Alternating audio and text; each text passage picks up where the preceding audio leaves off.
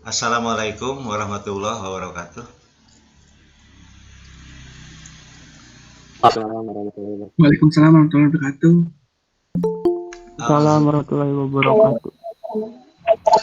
Auzubillahi minasyaitonirrajim. Bismillahirrahmanirrahim.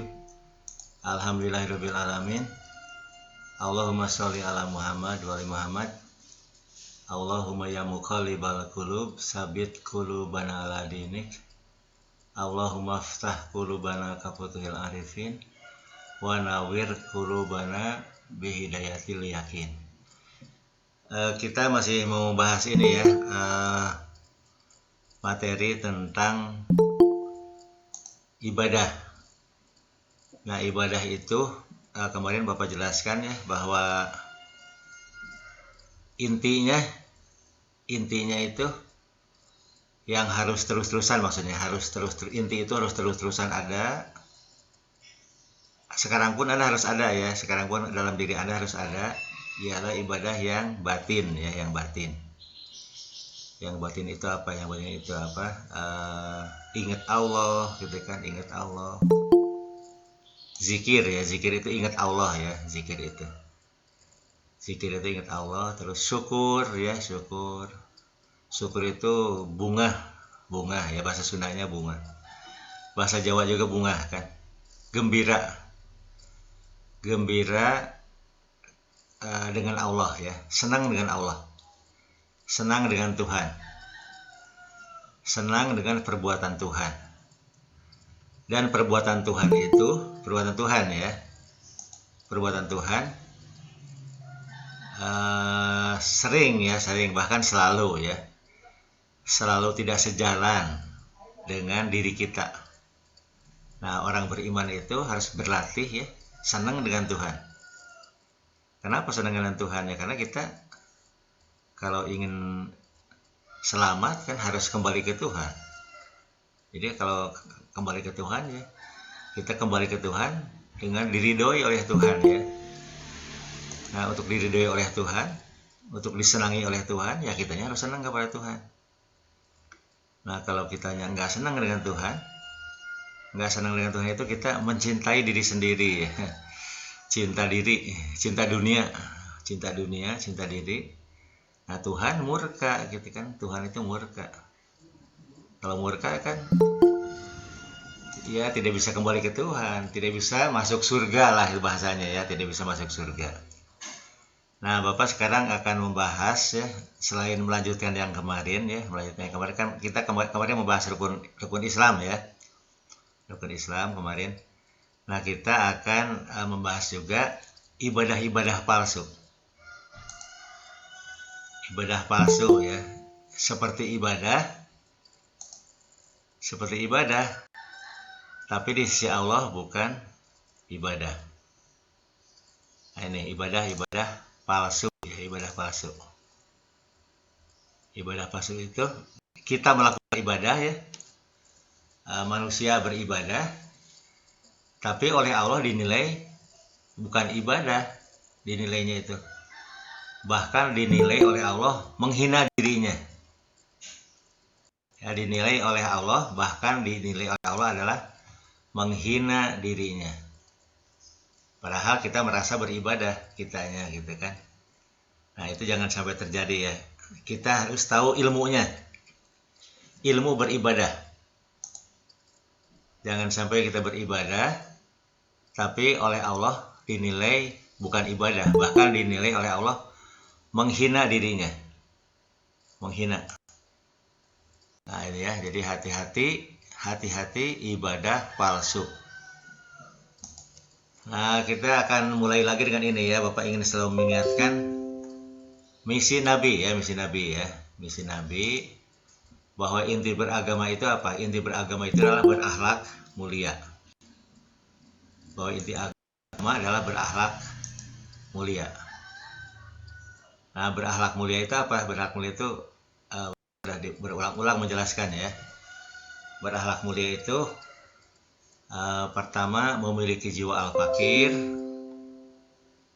yakni al-fakir itu rendah hati ya, rendah hati, merasa dirinya paling buruk dalam hal ibadah, dalam hal amal soleh, dalam hal akhlak.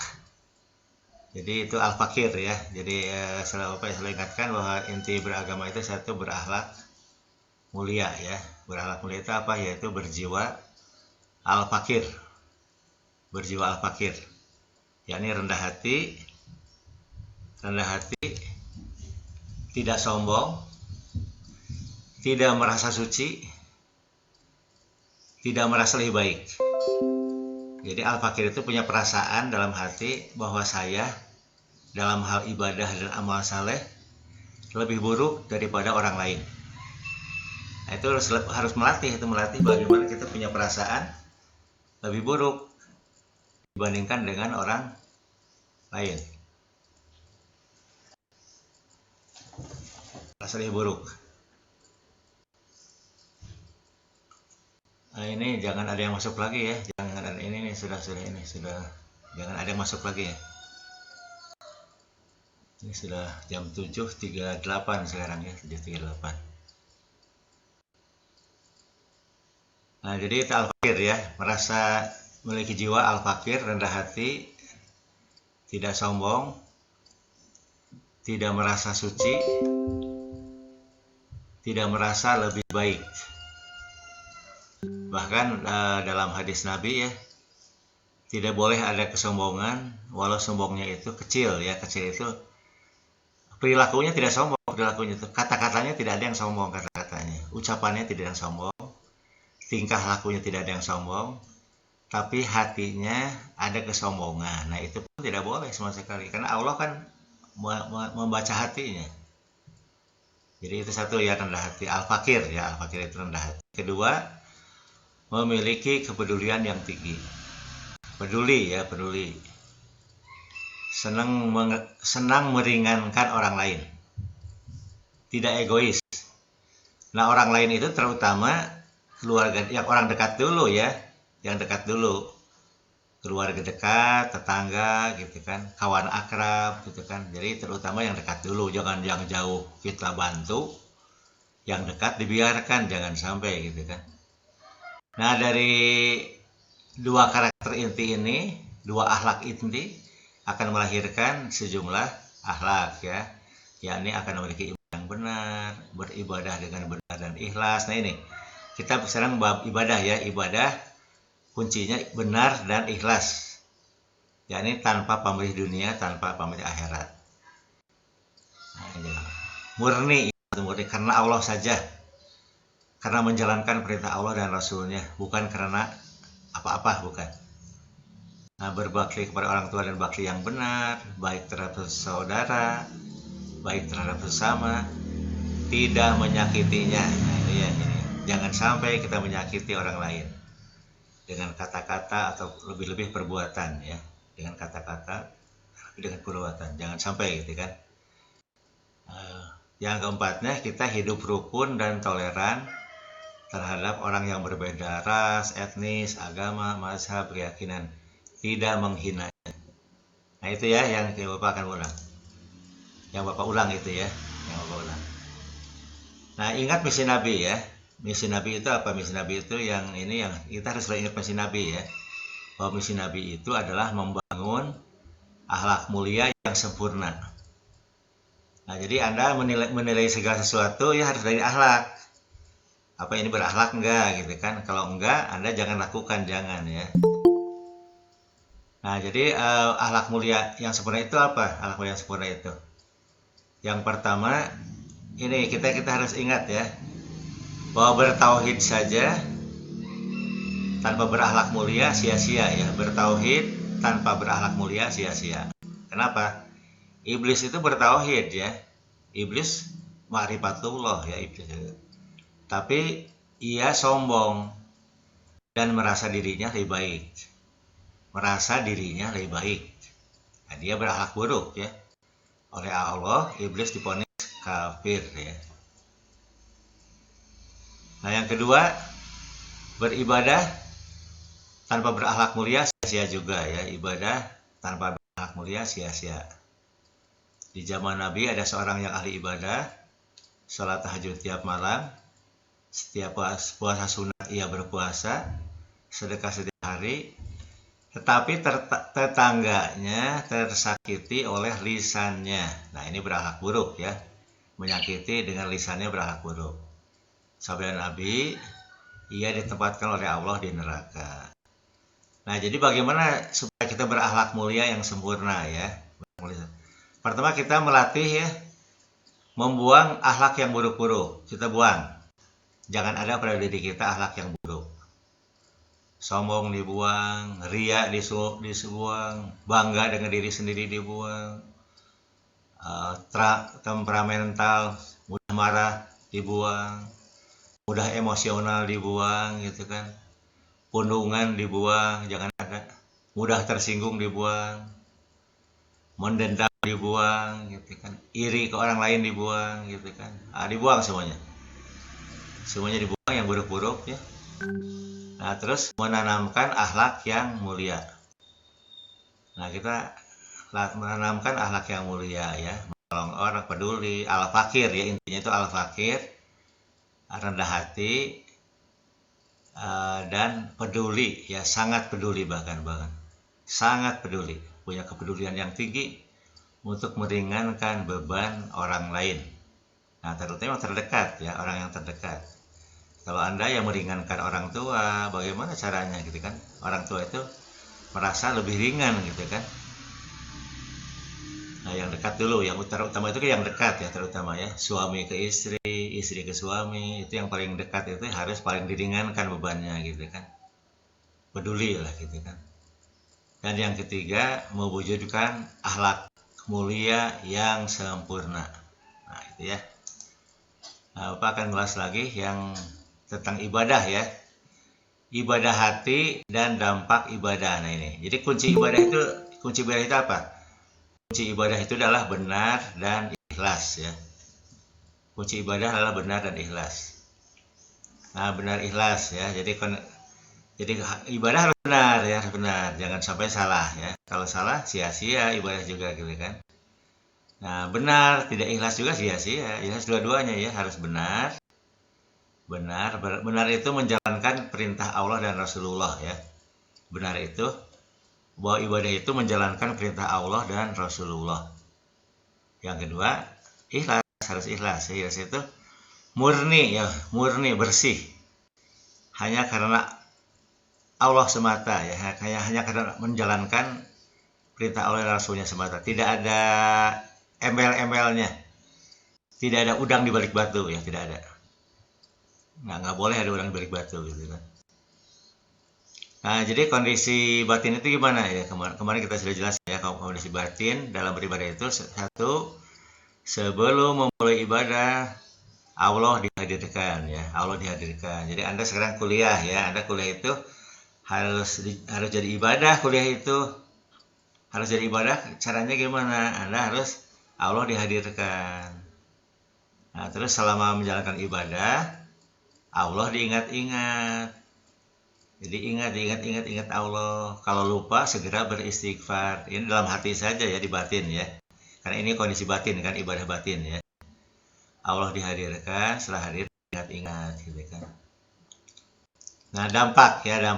Nah, dampak dari kalau ibadahnya benar dan ikhlas, ibadah benar itu kondisi batinnya benar gitu kan, lahirnya benar, maka dampaknya, nah ini, kondisi batin sholat menjadi sikap hidup sehari-hari. Itu sholat daim ya. Nah, ciri sholat itu apa? Ciri sholat kan yang menonjol ini dua ya. Kondisi batin yang menonjol nih. Jadi sebelum ibadah Allah dihadirkan. Nah, ketika ibadah Allah diingat-ingat. Nah, itu jadi dampaknya itu akan selalu ingat Allah gitu kan. Ini ibadah yang baik ya, yang ibadah yang sempurna gitu kan. Walaupun Anda sedang kuliah sekarang, Anda ingat Allah gitu kan. Nah, yang kedua, tercegahnya perbuatan keji dan munkar atau akan berakhlakul karimah ya. Jadi kita tidak mungkin berani melakukan perbuatan keji dan munkar, tidak mungkin ya. Karena Allah hadir ya, Allah mengawasi kita, gitu, mengawasi gitu kan. Dan jangan lupa mencatat perbuatan kita ya, mencatat perbuatan baik dan perbuatan buruk. Nah, tentu kita ingin dicatat perbuatan baik kan. Makanya tidak mungkin melakukan perbuatan keji dan munkar. Nah, ini dampaknya ya. Nah, rasa hati ya. Jadi rasa hati itu kita ada 3 rasa hati ya. Syukur, zikir, dan istighfar ya. Syukur itu gembira ya, senang dengan Tuhan, senang dengan Allah. Zikir, ingat Allah. Istighfar, mohon ampunan kepada Allah. Nah, itu 3 ya, harus selalu dalam kehidupan sehari itu harus ada 3 ini. Syukur, zikir, istighfar. Nah, oke ya. Nah, hati-hati ibadah palsu. Hati-hati ibadah palsu. Ibadah palsu itu apa? Ibadah palsu itu ialah menjalankan ibadah tapi oleh Allah diponis lalai, yang bisa berakibat buruk bagi dirinya. Berakibat buruk ya. Nah, bagaimana itu ibadah palsu itu? Yang bagaimana ibadah palsu itu? Nah, ibadah palsu itu ialah ibadah yang pertama salah memilih jenis ibadah. Nah, ketika ada dua pilihan ibadah dalam waktu bersamaan, maka tentu harus dipilih satu kan, satu dari 2 ibadah itu harus pilih satu. Misal wajib dengan sunat, yang satu wajib, yang satu sunat, ya dahulukan yang wajib. Jadi kalau ada wajib dan sunat, maka dahulukan yang wajib. Contoh misalnya haji kedua kalinya itu kan sunat, tidak wajib ya. Haji kedua kalinya sunat. Kemudian umroh mah sunat kan. Nah, terus kerabat kita butuh bantuan uang ya, mungkin bantuan untuk mengobati sakitnya, bantuan untuk ekonomi rumah tangga karena usahanya bangkrut, butuh bantuan lah gitu kan. Atau misalnya dia butuh biaya pendidikan untuk anaknya. Nah, haji kedua kalinya kan sunat, kemudian umroh sunat ya. Sedangkan membantu kerabat hukumnya wajib. Ketika ada kemampuan, maka hukum jadi wajib ya. Membantu kerabat, membantu saudara itu. Nah, saudaranya butuh bantuan. Apa uang ini, dia punya uang kan, buktinya untuk umroh misalnya gitu, dia punya uang, atau untuk haji kedua kalinya. Nah, mana yang didahulukan? Nah, yang didahulukan itu adalah yang wajib. Yang wajib itu adalah membantu kerabat. Kalau dia berangkat haji, maka dia ibadahnya palsu. Salah ibadahnya itu ya. Sia-sia ibadahnya itu. Nah, itu ya gampang. Kalau sebetulnya kalau kita taat kepada Allah dan Rasulnya gampang ya. Pilih ibadah yang mana, yang wajib atau yang sunat ya, pilih yang wajib. Gampang, teorinya ya. Teorinya gampang. Pelaksanaannya berat sekali ya. Karena membantu orang itu berat ya, Nah, gimana kalau dua-duanya wajib? Yang satu wajib, yang keduanya pun wajib gitu kan. Maka dahulukan yang lebih utama. Yang satu lagi bisa di waktu kemudian. Contoh ya, bagi laki-laki kan Jumatan itu wajib. Nah, kemudian ketika Anda pergi Jumatan, ada anak kecemplung ke sumur, anak jatuh ke sumur gitu kan. Nah, Anda menolong anak yang jatuh ke sumur itu wajib hukumnya gitu kan, Nah, jadi Jumatan wajib, menolong anak yang jatuh ke sumur pun wajib, dua-duanya wajib. Nah, Anda harus dahulukan kewajiban yang lebih utama. Nah, yang lebih utama itu akal sehat akan menjawab ya. Akal sehat akan menjawab bahwa menolong anak yang jatuh ke sumur lebih utama ya. Lebih-lebih agama ya. Agama itu bahwa menolong anak yang jatuh ke sumur jauh lebih utama daripada Jumatan gitu kan. Jumatan kan bisa diganti ya. Jumatan bisa diganti dengan salat duhur ya. Dan salat duhur waktunya panjang gitu kan. bisa setelah selesai menolong anak gitu kan baru sholat duhur ya. Kalaupun lama nolongnya misalnya 10 jam misal gitu kan, lama sekali, baru selesai isya ya kita sholatnya di waktu isya saja ya, duhur, asar, maghrib, isya gitu kan. Kalaupun semacam dokter ya, dokter yang sedang mengoperasi bedah ya, operasi berat kan, yang canggih itu kan lama ya. Nah itu dia memulainya itu misalnya sebelum duhur ya.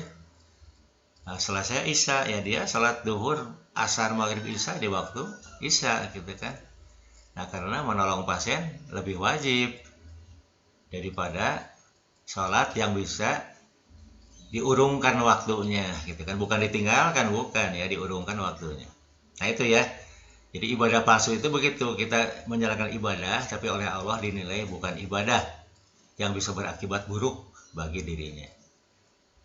Nah yang kedua, ibadah palsu itu apa itu? Ibadah palsu itu adalah beribadah tapi tidak ikhlas, malah semuci itu merasa suci ya, dirinya merasa suci, merasa banyak ibadahnya, merasa ahli ibadah,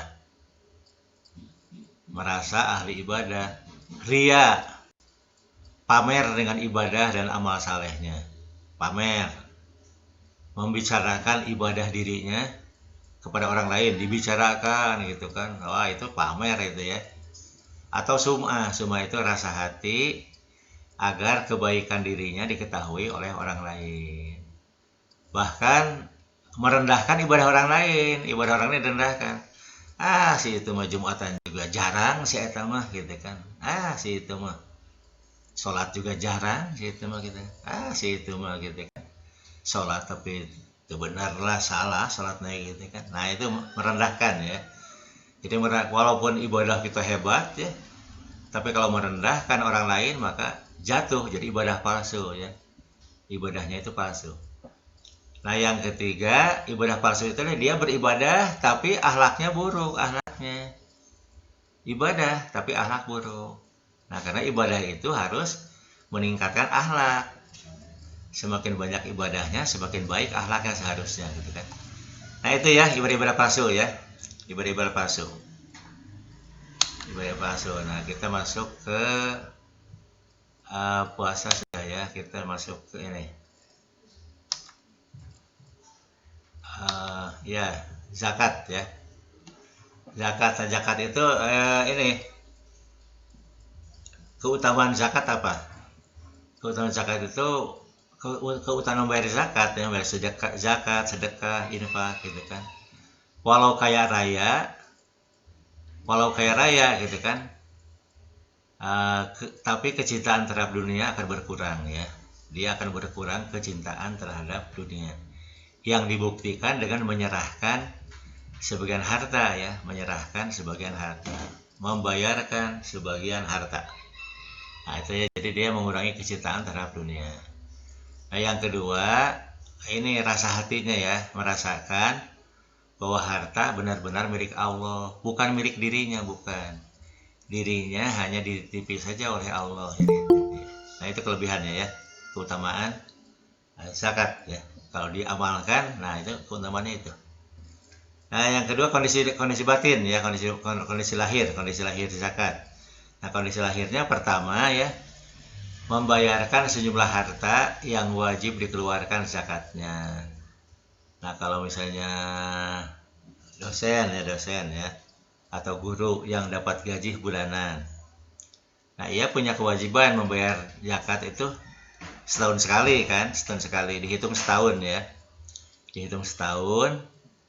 nah zakatnya berapa, walaupun bayarnya boleh dicicil bulanan ya. Setiap terima gaji keluarkan zakatnya, supaya ringan ya. Nah jadi membayarkan sejumlah harta yang wajib dikeluarkan zakatnya. Misalkan kita membayarkan 2,5% ya. Jadi kalau 5 juta, misalnya 5 juta itu murah ya, bayar zakat 125.000 per bulan ya. Nah dibayarkan sejumlah harta yang wajib dikeluarkan zakatnya. Yang kedua, membayarkan zakat kepada orang-orang yang tepat. Orang yang tepat itu mustahik zakat ya. yang berhak atas zakat, terutama ya, kepada fakir miskin, kepada orang fakir dan miskin. Orang fakir itu orang miskin paling miskin ya, orang fakir itu orang miskin yang paling miskin, itu orang fakir ya. Makanya kita harus punya jiwa al fakir ya, jiwa al fakir itu paling miskin ya, paling miskin. Nah, jadi kita akhlak mulia itu kan berjiwa al fakir, tapi bukan fakir dalam arti harta, bukan ya. Nah, maksudnya yang berhak menerima zakat itu orang fakir yang paling miskin ya. Ya, orang fakir paling miskin itu biasanya orang yang pekerjaannya koreh-koreh cok. Pekerjaannya koreh-koreh cok ya, pekerjaannya. Jadi dia tidak punya pekerjaan tetap. Dan penghasilannya kecil ya.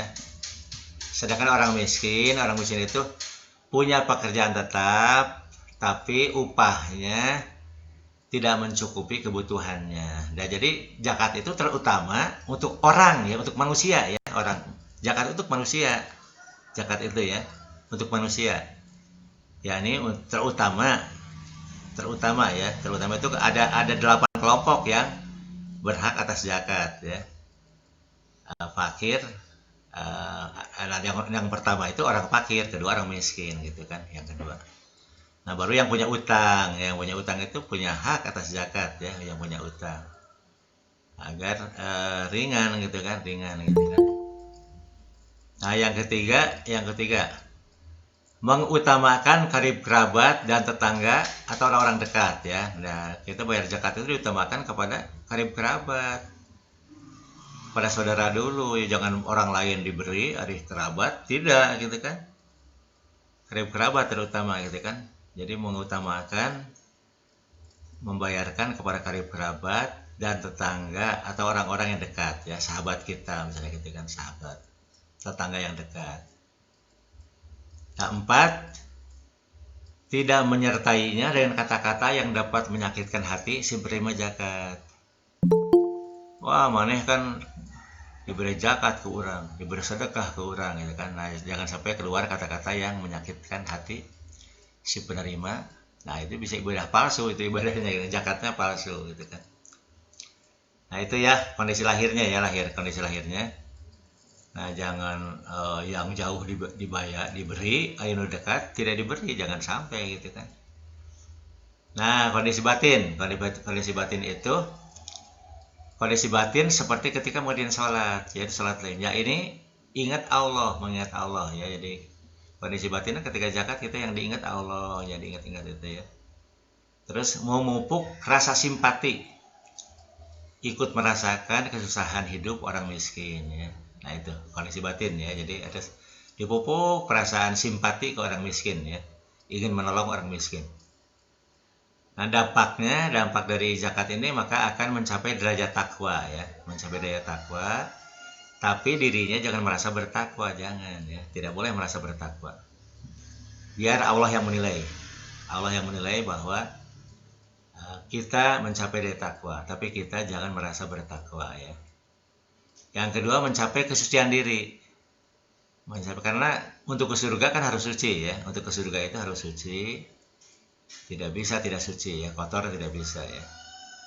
Mencapai kesucian diri, tapi jangan merasa suci, jangan merasa ya. Oke, ini apa? Zakat ya. Nah, terakhir haji ya. Haji itu wajib bagi semua orang ya. Bukan hanya bagi orang kaya ya, haji itu wajib bagi orang miskin juga wajib ya. Karena rukun Islam kan. Rukun Islam.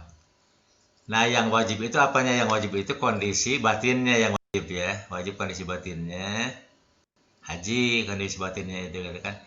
Tapi kalau kondisi lahir, dalam arti haji berangkat ke Mekah, nah itu mah wajib bagi orang yang mampu. Yang mampu ya, syaratnya itu mampu. Mampu itu bukan maksakan diri, bukan ya.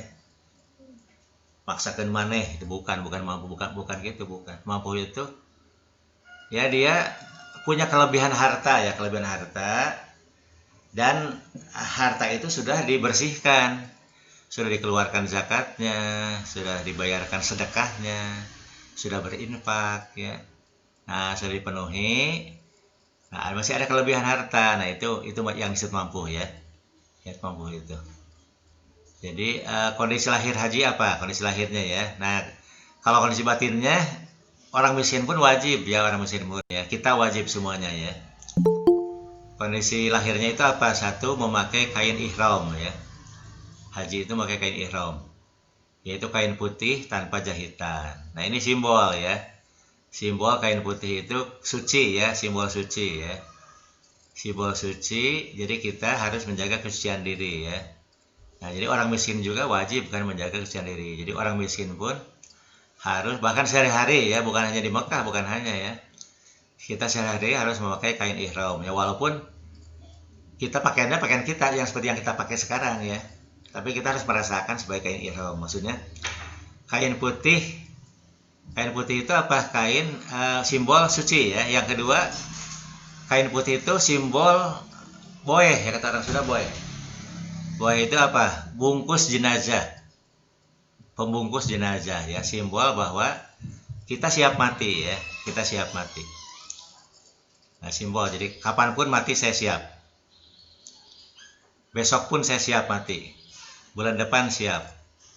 10 tahun lagi siap. Sekarang pun siap gitu kan. Nah, ini simbol ya. Memakai kain ihram ya. Kain putih tanpa jahitan. Tanpa jahitan kenapa? Jahitan itu kan ini simbol mode ya. Jahitan itu simbol mode. Jadi mahalnya baju, mahalnya pakaian karena jahitan. Jahitan itu mode ya.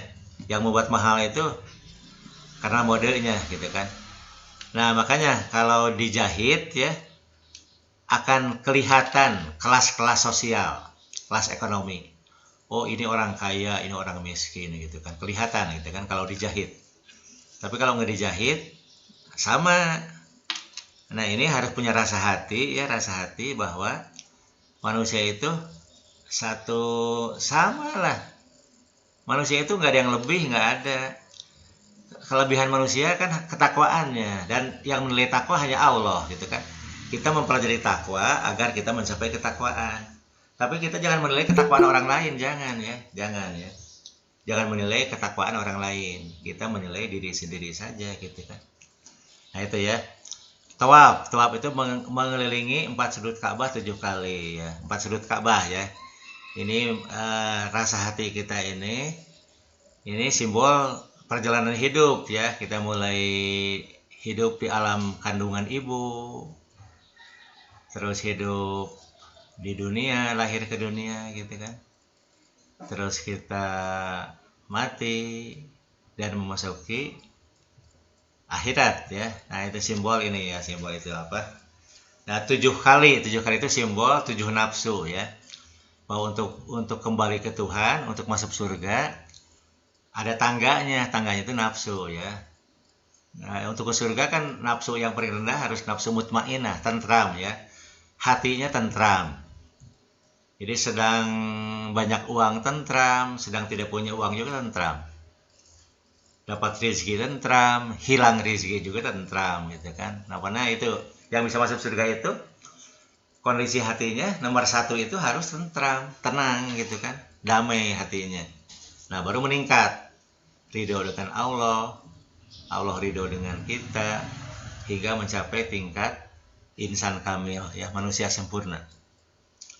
Yang ketiga sa'i ya, sa'i itu berlari kecil 7 kali dari Bukit Safa hingga Bukit Marwah. Nah, berlari kecil ini simbol bahwa jadi orang Islam, orang beriman itu harus ini gesit dalam bekerja ya, jangan santai.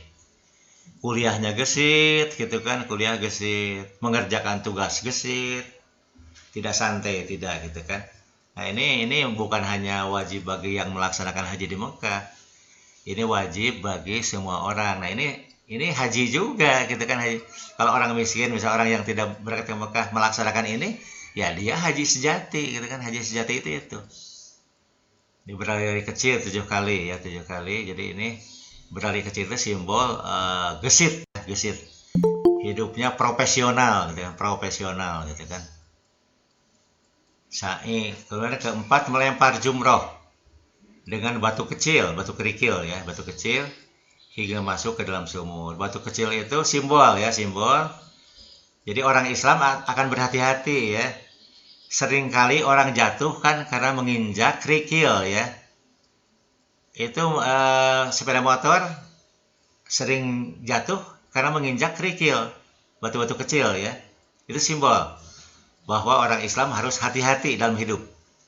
Berhati-hati ya. Jangan sembrono, tidak boleh sembrono. Gitu. Harus perhitungan dalam hidup itu. Nah, hingga masuk ke dalam sumur. Maksudnya sumur itu simbol ilmu ya. Simbol ilmu dari Nabi, ilmu Rasul ya, ilmu dari Rasul. Nah, jadi melemparkan batu kecil itu satu simbol dari kita harus hati-hati. Yang kedua, kita melemparkan, membuang akhlak-akhlak yang buruk ya. Akhlak buruk yang kecil pun jangan dianggap kecil, jangan ya. Kita mau bohong kecil, bohongnya juga tidak merugikan orang lain ya, betul gitu. Tapi kalau jangan diulang-ulang, jangan gitu kan. Harus dibuang, harus istighfar lah gitu kan. Nah, yang kelima, wukuf di padang Arafah. Wukuf itu berhenti di padang Arafah. Al-haju arafatun. Haji itu wukuf di padang Arafah. Arafah itu apa? Ma'rifatullah ya. Nah, jadi berhenti pada Allah. Maksudnya orang haji itu ya, haji itu harus selalu ingat Allah. Selalu ingat Allah terus-terusan. Sedang kuliah ingat Allah, sedang sholat komodai ya harus ingat Allah, sedang di toilet ingat Allah, sedang makan juga ingat Allah. Nah, itu di Arafah maksudnya gitu kan. Orang yang sudah mencapai Arafah adalah orang yang ingat Allah terus-terusan. Nah, jadi kondisi batinnya apa? Kondisi batinnya itu tadi ya, selain yang tadi yang 5 itu, kondisi batinnya gitu kan, juga seperti serasa sedang mengerjakan sholat ya, sholat daimun, yakni ingat Allah terus-terusan. Nah, yang kedua, kondisi batin itu harus memupuk rasa solidaritas yang tinggi. Solidar dengan manusia. Jadi tidak ada keinginan menyakiti manusia ya, menyakiti, menghina, membuli, ujaran kebencian gitu kan. Apalagi menyesatkan, menuduh kafir gitu. Wah, nggak ada, jauh sekali ya. Nggak ada yang gitu-gituan, dibuang semuanya gitu kan, karena kita memandang manusia itu satu saudara ya, satu saudara keturunan Nabi Adam ya, satu saudara ya.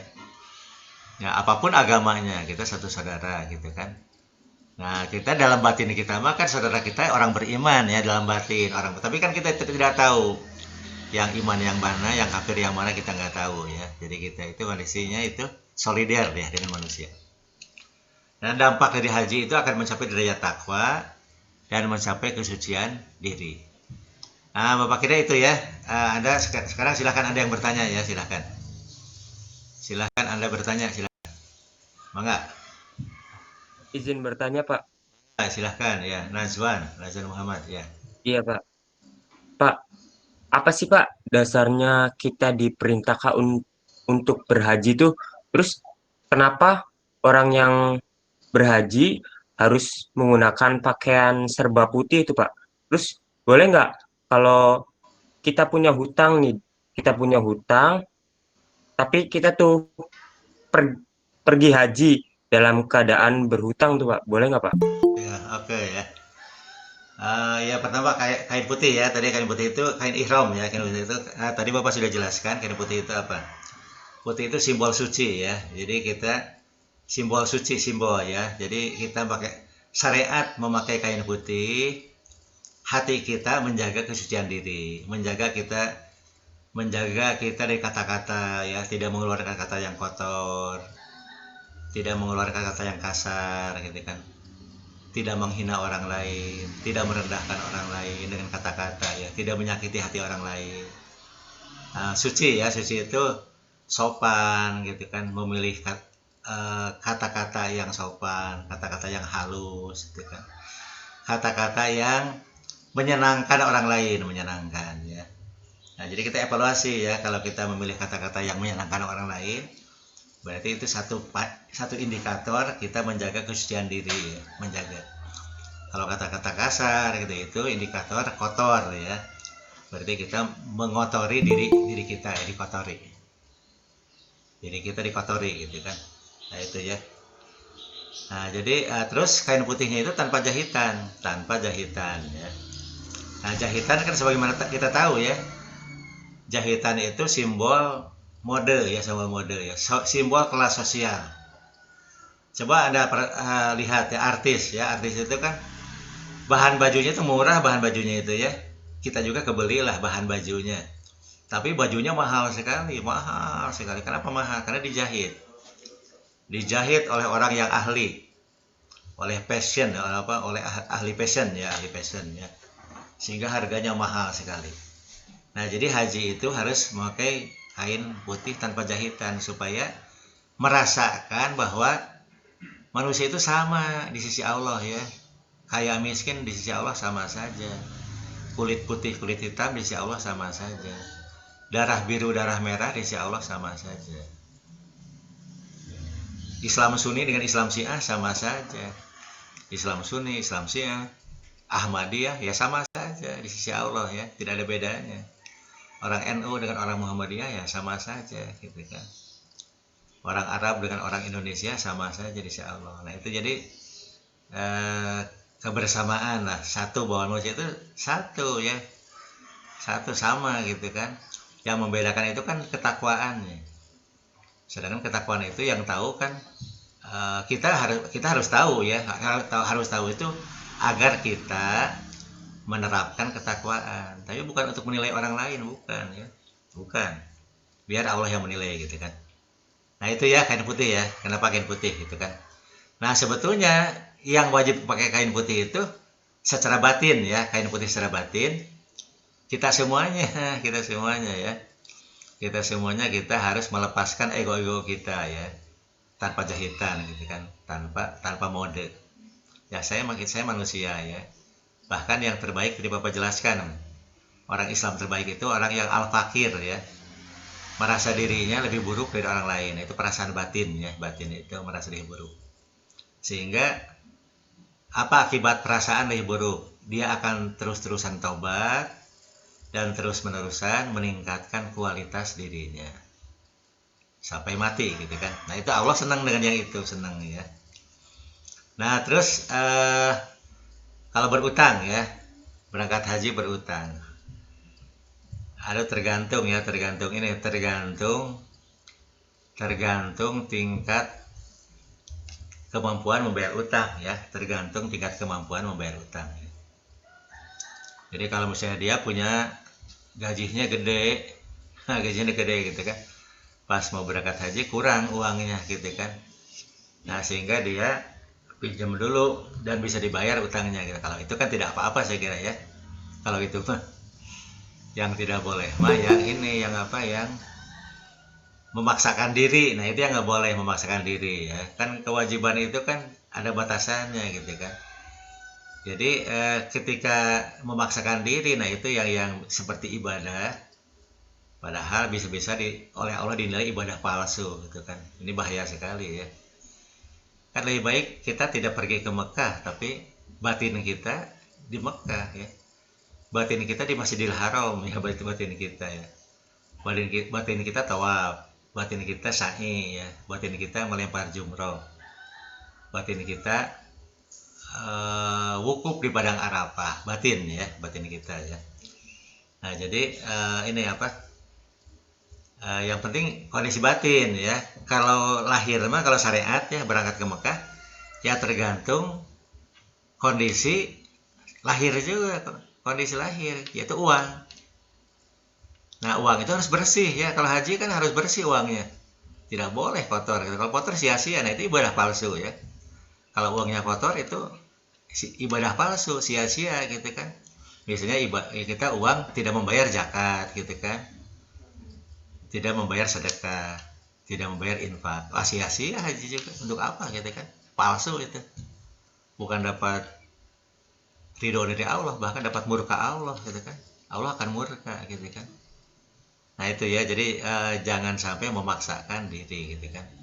Jadi kita ini tanpa berangkat ke Mekah pun kita bisa haji ya, bahkan bisa mabrur hajinya ya. Tanpa ke Mekah pun kita bisa mencapai haji mabrur. Nah, haji mabrur itu ya yang rasa batinnya itu solider ke orang apa al-fakir, rendah hati, terus peduli gitu kan. Nah, itu ya, jadi apa? Ya, yang disayangkan banyak orang ada dua kesalahan ya yang kita saksikan ya. Anda bisa menyaksikan ya kesalahan orang ibadah haji ya. Pertama, memaksakan diri, gitu maksakan tanpa mempertimbangkan kehalalan harta. Hartanya halal enggak ini? Nah, gitu kan. Apa sudah bayar zakatnya? Sudah dibayar infaknya, sedekahnya. Nah, sering tidak mempertimbangkan itu ya, itu yang sangat disayangkan ya. Jadi sia-sia, sebetulnya sia-sia. Yang kedua ya, yang terjadi malah semuci ya, semuci itu merasa suci, merasa ya. Bahkan jadi ria, sombong, jadi sombong ya. Ingin dipanggil Pak Haji, ingin dipanggil Bu Haji. Kalau nggak dipanggil Bu Haji, marah gitu kan, baut gitu kan. Wah, itu kan bahaya sekali itu. Sia-sia ibadahnya gitu kan. Pamer, saya mulai di Mekah itu sholatnya juga 100 rakaat tiap hari saya. Pamer gitu kan. Ria. Dan riana diulang-ulang terus gitu kan. Setiap ingat dia cerita lagi, saya waktu di Mekah itu. Saya di Mekah itu orang lain tidak kuat, haus orang lain, saya puasa, saya mah gitu kan. Nah, itu yang sangat disayangkan ya. Jadi malahan yang terjadi ibadah palsu yang terjadi gitu kan. Makanya di zaman Imam Ja'far Shadiq ya, Imam Ja'far itu ulama pewaris Nabi ya, ulama yang mewarisi ilmu Nabi. Karena beliau paham seluruh ayat Al-Quran ya. Alif Lam Mim pun paham. Apa arti Alif Lam Mim? Beliau paham. Terus akhlaknya mulia luar biasa gitu kan. Ibadahnya luar biasa sungguh-sungguh. Sangat peduli lah, sangat al-fakir. Ya. Di zaman ini Imam Ja'far Shadiq itu jemaah haji terbanyak saat itu ya. Mencapai 250.000 jemaah haji. Wah, banyak sekali zaman itu ya. Zaman itu ya 1.500 tahun yang lalu ya. 1.400 tahun yang lalu lah gitu kan. Itu jemaah haji mencapai 250.000. Nah, salah seorang muridnya Imam Ja'far itu bicara, Imam katanya, alhamdulillah ya umat Islam itu sadar sekali beragama. Jemaah haji sekarang banyak sekali gitu kan. Mencapai 250.000 orang. Apa kata Imam Ja'far Shadiq kita? Seandainya kamu tahu, bisa melihat dengan mata batinmu gitu kan. Sebetulnya tidak ada seorang pun yang ibadah haji gitu kan. Kecuali hanya seorang saja gitu. Kecuali hanya seorang saja yang ibadah haji itu. Padahal 250.000 jumlahnya. Nah, karena beliau punya karomah ya, Ya kalau Nabi kan mujizat, ya karena Nabi punya mujizat gitu kan. Kalau ulama pewaris Nabi kan punya karomah ya, waliullah, punya karomah. Nah, ya diusap mukanya. Coba sekarang kamu lihat, karena di Mekah itu di Mekah. Coba lihat yang sedang tawaf. Ternyata dia melihat yang sedang tawaf itu hanya seorang. Padahal sebelumnya dia melihat berjubel, berdesak-desakan ya, berdesak-desakan. Nah, setelah diusap mukanya oleh Imam Ja'far Shadiq, dia melihat yang sedang tawaf itu hanya seorang saja. Yang lain itu nggak kelihatan sama sekali, nggak ada gitu kan. Nah, itu dengan karomahnya gitu kan, dengan karomah waliullah gitu kan. Beliau bisa melihat dan yang seorang ternyata muridnya Imam Ja'far Shadiq. Yang seorang itu adalah muridnya Imam Ja'far Shadiq gitu kan. Nah, itu ya, jadi ibadah palsu itu selalu menyertai manusia ya, selalu menyertai. Ya, ada lagi, Mak, silahkan. Ada lagi yang Pak, ya? izin bertanya, saya Faik nih. Ya, Muhammad Faik ya. Ya, mau Faik. Pak, apa keutamaan bagi orang yang mengundurkan rambutnya di saat ibadah haji, Pak? Melakukan? Mengundurkan rambut, keutamaan Oh, mengundurkan potong rambut. Oh iya, oke. Ya, itu bersyukur ya. Nah, bersyukur itu termasuk syariat haji ya. Nah, jadi ini kita itu harus dilaksanakan, harus betul-betul kita harus dipotong rambut ya. Betul-betul harus dipotong. Dan dipotong itu yang bagus digundul, yang bagus mah. Yang bagus digundul ya. Yang bagus itu digundul. Ya, itu yang bagus ya. Digundul ini sebetulnya mengandung pelajaran, mengandung hikmah ya. Ini ada simbolik ya. Rambut itu kan mahkota ya. Rambut itu mahkota. Kan orang punya nilai keindahan diri kan karena model rambut ya. Model rambut itu kalau makanya dicukur itu dipotong rambut. Kalau oleh ahlinya, oleh styling ya, ahli mode rambut, mahal sekali itu. Mahal sekali. Istri bapak itu kalau motong rambut itu apa? Mahal harganya istri bapak itu karena ahli motong rambut ya, istri bapak itu. Kalau oleh asistennya murah. Tapi kalau oleh istri bapak bisa 3 kali lipat. Ini apa? Motong rambut itu karena ahli styling ya. Ahli mode rambut ya. Nah, dengan digundul ya, itu kan model itu hilang ya. Kalau digundul kan tanpa mode gundul mah ya. Gundul mah ya sama saja gitu kan, orang itu sama. Nah, jadi rambut itu simbol mahkota ya. Mahkota kelas sosial manusia ya. Oh, si ini mah dia dipotong rambutnya di sini, mahal biayanya pun. Oh, orang kelas high class. Kelas tinggi gitu kan. Di pinggir jalan, di emper jalan. Itu mah asal dicukur gitu kan. Murah gitu mah kan. Tanpa mode gitu kan. Nah, jadi itu simbol ya, simbol kita ini boleh berambut bagus ya boleh, tapi hati kita ya tetap al-fakir ya, hati kita al-fakir gitu, al-fakir. Nah, gitu ya, itu baik ya. Jadi simbol. Ada lagi? Mangga ada lagi, silakan. Ada lagi? Nah, Bapak ingin jelaskan juga ini ya, apa? Mencium hajar aswad ya, mencium hajar aswad kalau haji ya. Mencium hajar aswad. Ini pun lagi-lagi simbol ya, simbol ya. Ya, kita disunahkan mencium hajar aswad. Sunnah ya. Tidak wajib, tidak. Jadi jangan paksakan diri, jangan, tidak wajib, itu sunat, semampunya aja. Makanya kata Nabi kan, kalau kita tidak mampu mencium hajar aswad, ya paling tidak melambaikan ini ke hajar aswad, ya melambaikan. Nah, simbol ya, hajar aswad itu kan batu hitam ya, batu hitam. Batu hitam itu apa? Simbol fitrah ya, fitrah manusia ya, bahwa kita fitrahnya itu beragama yang lurus ya. Kita fitrahnya beragama yang benar, fitrahnya ya, semua manusia ya, apapun agamanya sama, lahir itu fitrah lahirnya itu ya. Nah, jadi kita harus ingat ke fitrah, kita ingat bahwa kita ini harus beragama yang lurus, sehingga kita harus belajar terus-terusan mencari agama Islam yang lurus ya, mencari siratal mustaqim. Jangan puas dengan Islam yang kita pahami sekarang, tapi kita cari Islam yang siratal mustaqim gitu kan, yaitu Islam agama Rasul. Yang satu itu ya. Yang kedua, mencium itu kan dengan hidung. Nah, ini simbol juga, simbol bahwa jadi orang Islam harus jujur ya. Tidak boleh tidak jujur ya, tidak boleh, harus jujur. Nah, hidung itu adalah panca indera manusia yang paling jujur. Panca indera manusia paling jujur. Selain hidung tidak jujur. Ya, benar gak? Mata tidak jujur. Telinga tidak jujur. Lidah tidak jujur. Ya, betul nggak? Rasa kulit ya, peraba, alat peraba tidak jujur. Sama tidak jujur semuanya itu. Mata coba ya, tidak jujur mata itu ya. Misal gitu kan, misal bukti mata tidak jujur, misal ya.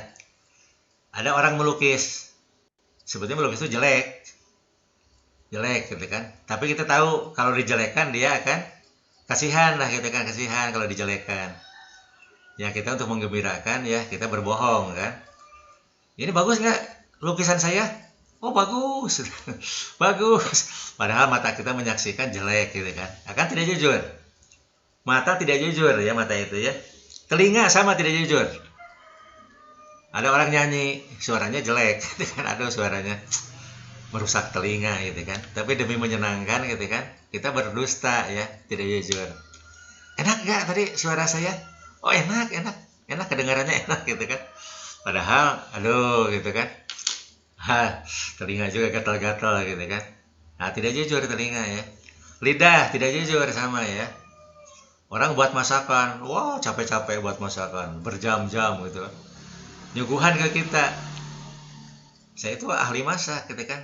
Orang-orang pada senang masak saya. Coba ini dicicipi masakan saya gitu kan. Enak gak? Padahal kita nggak enak gitu kan. Oh ya enak, udah enak gitu kan.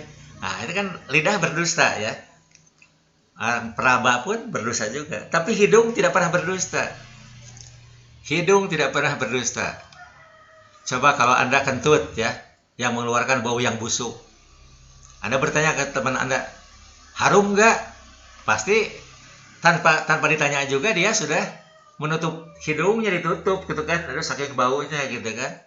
Nah makanya hidung itu alat panca indera yang jujur ya, paling jujur. Makanya kenapa kita haji ya diperintahkan untuk mencium Hajar Aswad. Ini simbol ya, simbol bahwa kita menjadi orang Islam itu harus jujur gitu kan. Ya harus jujur kan bukan hanya orang yang berangkat ke Mekah ya, kita juga harus jujur. Jadi kita pun sebetulnya sedang melaksanakan mencium Hajar Aswad ya. Gitu ya, kita jujur walaupun kita di sini di Bandung nih, di Jawa Barat gitu kan. Nah, kita sedang melaksanakan mencium Hajar Aswad ya, kalau kita jujur. Kita punya nilai haji gitu kan. Ada pertanyaan lagi? Mangga silahkan. Ada Pak, mau Silahkan.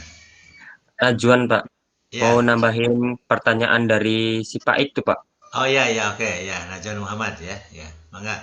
Apa kalau kita melanggar larangan waktu haji, misalnya kayak rambut harus digundul, tapi kita tidak, atau kita kan harus memakai pakaian putih yang tidak berjahit.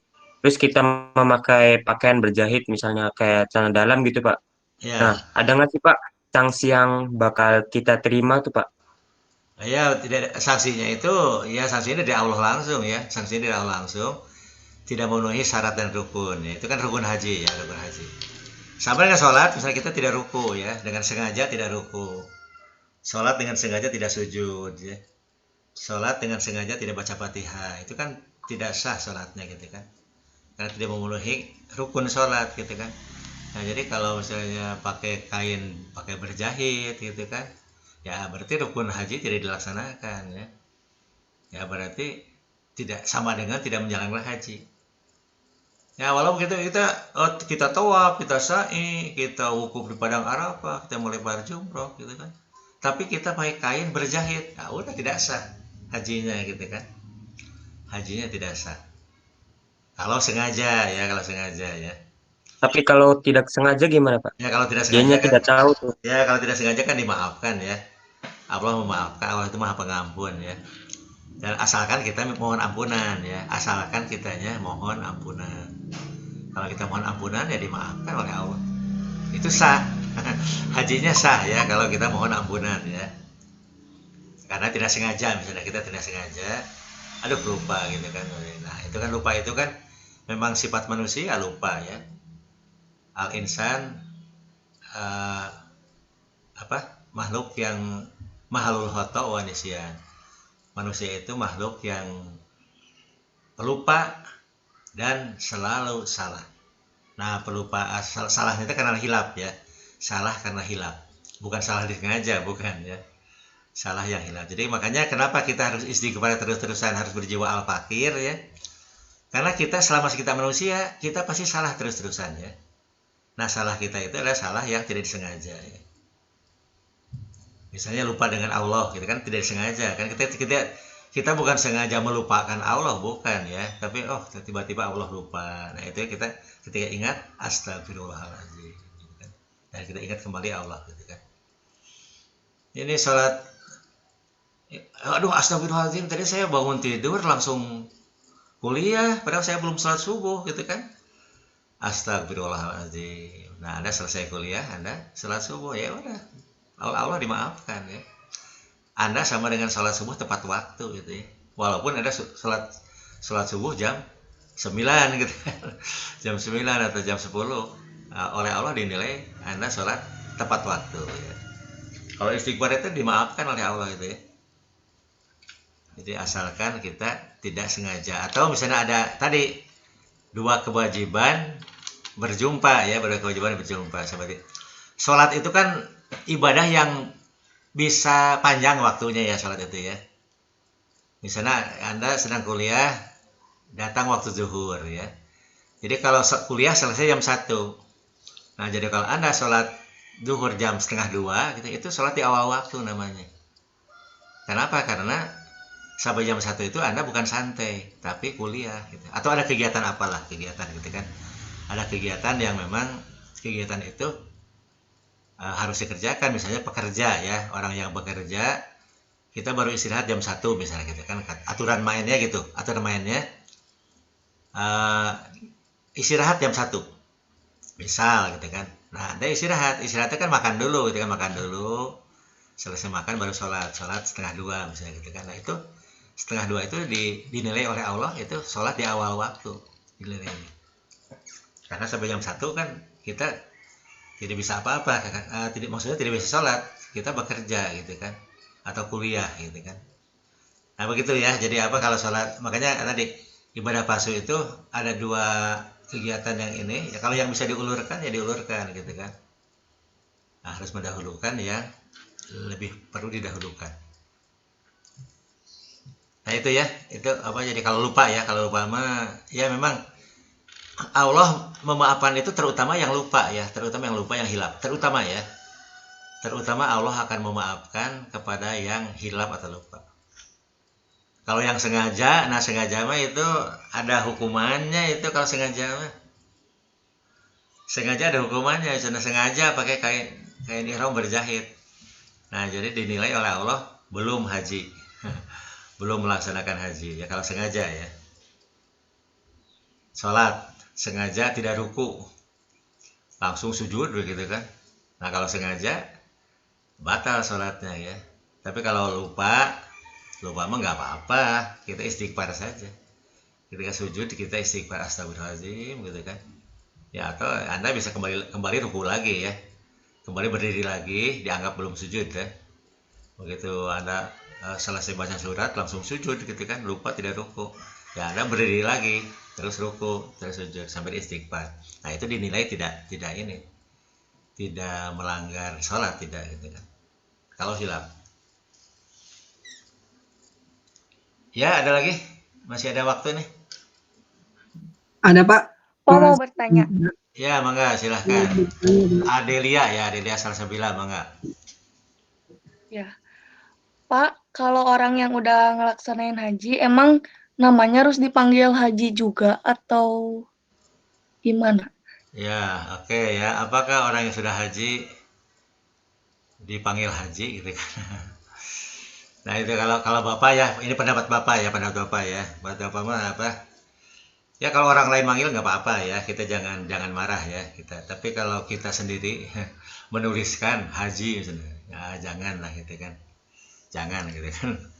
Kalau menurut Bapak bisa tergolong ria ya, jangan. Jadi jangan ingin disebut-sebut gitu kan. Nah, kalau menurut Bapak tidak menurut Bapak ya, ini pendapat Bapak ya. Itu khawatir tergolong ria, khawatir sekali gitu kan, khawatir. Nah, jadi kalau orang lain yang manggil ya nggak apa-apa gitu kan. Tapi kalau kita mengenalkan diri, saya haji gitu kan, nah itu mah saya khawatir itu tergolong ria. Nah itu ya, jadi wah itu power pisan ya, kalau Bapak tidak berani ya. Bapak sama sekali tidak berani gitu kan. Karena khawatir tergolong ria gitu kan. Karena Nabi sendiri kan tidak pernah menyebut gelar haji ya. Haji Muhammad, Haji Abu Bakar, Haji Umar, Haji Ali kan tidak gitu kan. Tanpa gelar-gelar gitu kan. Ibadah kan tak usah digelari lah, tak usah gitu kan. Biar yang menggelari Allah saja. Allah dan Rasulnya yang menggelari gitu. Kalau kita mah janganlah kita mah gitu kan. Nah, kalau Bapak terus terang itu ya tidak sependapat ya itu ya. Jadi sebaiknya janganlah, jangan gitu kan. Masa anu haji di gelaran haji gitu kan, anu sholat itu di gelaran sholat. Kalau di gelaran kan, oh misalnya ini apa, Adelia, sholat itu kan musolin ya, musolin, orang sholat itu musolin ya, musolin. Hajah, Adelia, Salsabila, musolin, soimin, muzaki, olah masa gitu kan, di gelaran semuanya. Orang yang sholat, orang yang puasa, orang yang zakat dan haji gitu kan. Nah, buktinya enggak gitu kan. Nah, anu sholat tidak pernah digelari musolin, yang puasa tidak pernah digelari soimin, yang bayar zakat tidak pernah digelari muzaki, tidak pernah gitu kan. Arinu haji digelaran haji gitu. Perempuannya hajah gitu kan. Nah, itu kan, dan itu saya kira mungkin tradisi Asia Tenggara ya, Asia Tenggara. Di Arab, di Mesir itu nggak pernah ada gelaran haji itu ya. Di Syria gitu kan, di Lebanon, di Yordania, di Irak, di Iran, nggak ada yang gelaran haji, itu nggak ada sama sekali. Dia gelar haji itu khas Asia Tenggara, Indonesia gitu kan, khas sekali itu ya. Nah, sehingga kalau nama haji sepertinya tambah keren gitu kan. Nah, jadi kalau menurut Bapak itu diusahakan janganlah, gitu, jangan itu ya, diusahakan. Kalau Anda suatu saat nanti dimampukan untuk berhaji ya, jangan ingin digelari gitu kan. Karena itu bisa mengundang ria, itu aduh berat sekali itu ya, jadi merusak ibadahnya, rusak. Nah, jadi gitu aja ya. Jadi ini jadi ibadah itu yang harus diingat-ingat ya. Pertama, ibadah itu harus benar ya, harus benar itu bahwa kita ibadah itu menjalankan perintah Allah dan Rasulnya gitu kan, dan harus memenuhi syarat dan rukun ya, memenuhi syarat dan rukun. Jangan sampai merasa ibadah tapi di sisi Allah palsu ibadahnya gitu kan, jangan sampai ya, jangan sampai dinilai oleh Allah ibadah palsu, jangan sampai. Karena rugi sekali ya. Nah, ibadah palsu itu apa? Ibadah palsu itu pertama, dia mendahulukan yang tidak lebih penting gitu kan. Nah, yang sunat malah didahulukan gitu kan. Haji kedua kalinya didahulukan daripada infak, sedekah gitu kan. Padahal sedekah wajib hukumnya gitu kan. Nah, itu jangan sampai terjadi begitu ya. Dua kewajiban bertemu ya, kita dahulukan kewajiban yang lebih maslahatnya tinggi ya. Dan menolong manusia itu lebih maslahat tinggi ya. Yang bersifat menolong manusia itu punya maslahat yang lebih tinggi dibandingkan dengan yang tanpa ibadah, yang tanpa menolong manusia. Yang tanpa menolong manusia semacam sholat ya, bisa diulurkan, waktunya bisa diulurkan ya.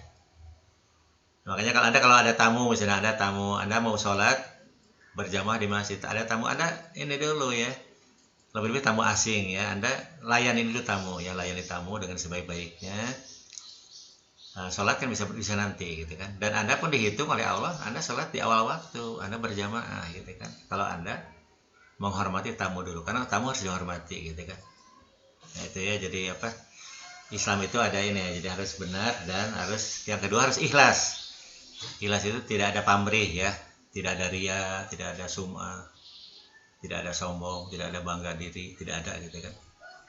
Ya, tidak ingin surga, tidak takut neraka, tidak. Saya hanya takut kepada Allah saja gitu kan. Saya hanya ingin berjumpa dengan Allah gitu kan. Nah, itu ikhlas ya. Ikhlas itu jadi menjalankan perintah Allah dan Rasulnya semata, tanpa ada embel-embel. Ya, sekian dulu aja. Ini waktunya sudah habis ya. Ya, assalamualaikum warahmatullahi wabarakatuh.